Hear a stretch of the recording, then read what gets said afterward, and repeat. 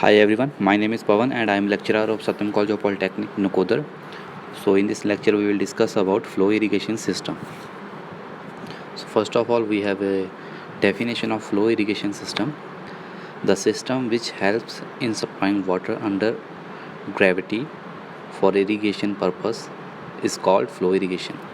So flow irrigation एक ऐसा system है, ठीक है, जिसमें जो इरिगेशन होता है, जो फसलों की सिंचाई होती है, वो under the action of gravity होती है, ठीक है।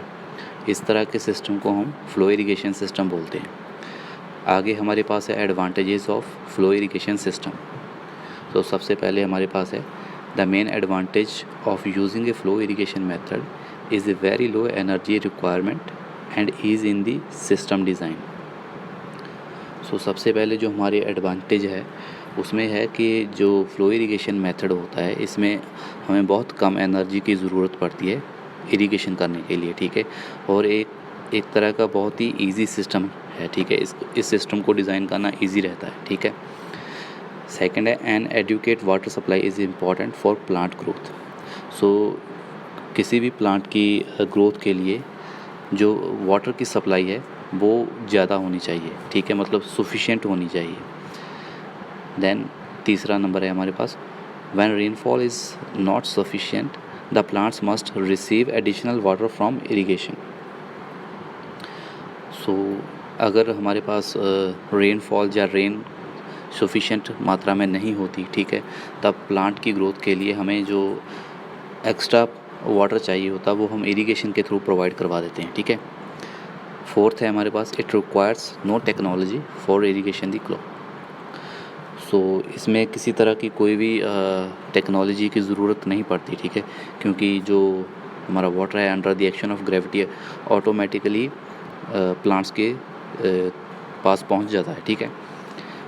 नेक्स्ट हमारे पास है fifth point it is an economic way to irrigation the crops.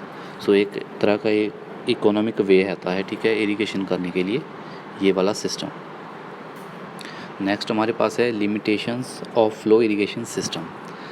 First one है एक्स्ट्रा केयर इज़ रिक्वायर्ड। सो इसमें वाटर जो रहता है under the action of gravity move करता है, जिसकी वजह से हमें ये टाइम टू टाइम चेक करना पड़ता है भी हाँ हमारा जो एक जो एरिया है क्रॉप का, ठीक है, वो प्रॉपरली सफिशिएंटली उसमें इरिगेशन हो चुका है कि नहीं हो चुका है, इसलिए एक्स्ट्रा केयर की ज़रूरत पड़ती है इस सिस्टम में, ठीक है। Next water logging.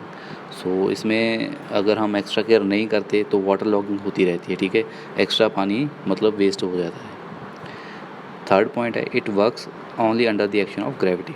सो इसमें किसी तरह की कोई टेक्नोलॉजी हम यूज़ नहीं करते, ठीक है। सो इसकी यही एक मतलब ख़ास लिमिटेशन है, ठीक है, कि ये under the action of gravity work करता है, ठीक है। सो ये हमारा आज का लेक्चर था। इसमें अगर कहीं प्रॉब्लम है तो आप पूछ सकते हो।